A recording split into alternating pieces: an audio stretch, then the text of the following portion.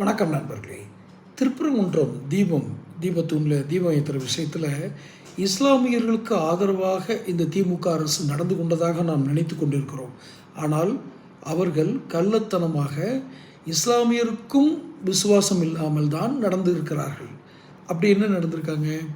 நீங்கள் பார்த்தீங்கன்னா, இந்த தீபத்தூண் திருப்பரங்குன்றம் மலை மேலே இருக்கிற தீபத்தூண் தீபம் ஏற்ற விவகாரத்துக்கு முன்னாடி வெடித்த சர்ச்சை என்ன?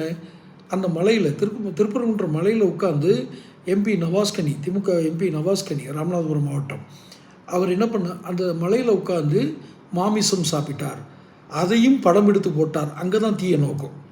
அவர் மாமிசம் உண்பது அவருடைய தனிப்பட்ட உரிமை. அதை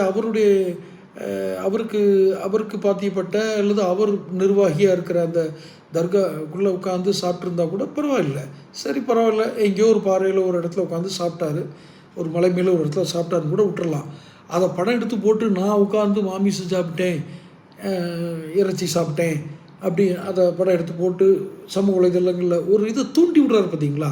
அங்கே தான் அவருடைய அடிப்படை இருக்குது. சரி, அதுக்குள்ளே போக வேண்டாம். இப்போ திமுக எப்படி இஸ்லாமியருக்கு எதிராக செயல்பட்டதுன்னா, நவாஸ்கனி மேலே ஒரு புனிதமான இடத்துல உட்காந்து இறைச்சி சாப்பிட்டதா வழக்கு எஃப்ஐஆர் போடப்பட்டிருக்கு. நவாஸ்கனி என்று அவரோட வந்தவங்க எல்லார் மேலே எஃப்ஐஆர் இருக்குது. இது நவாஸ்கனிக்கு தெரிஞ்சிருக்கும். அவர் ஒரு எம்பி, அவருக்கு தெரியாமல் இருக்காது. நிச்சயமாக அவருடைய ஆதரவாளர்களுக்கு தெரியுமா? திருப்பரங்குன்றம் இஸ்லாமியர்களுக்கு தெரியுமா? அந்த மலை மேலே உட்காந்து அவர் இறைச்சி சாப்பிட்டதுக்காக அவர் மேலே வழக்கு இருக்குது, அவர் மேலே எஃப்ஐஆர் போடப்பட்டிருக்கு. அந்த எஃப்ஐஆரில் என்ன சொல்லியிருக்காங்க ஏதாவது தெரியுமா?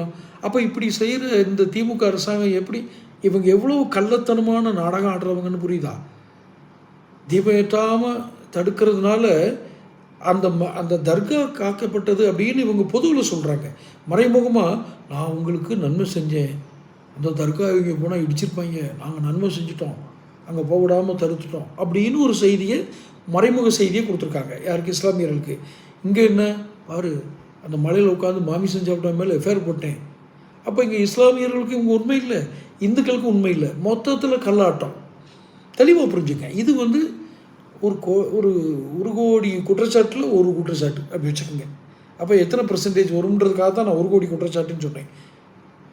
இல்லை 1 லட்சம் கூட வச்சுக்கோங்க. 1 லட்சம் குற்றச்சாட்டு இருக்குன்னா அதில் 1 அப்படின்னா அது என்ன பாயிண்ட், என்ன டெசிமலில் இந்த ஒரு குற்றச்சாட்டு இருக்குன்னு பார்த்துக்கங்க.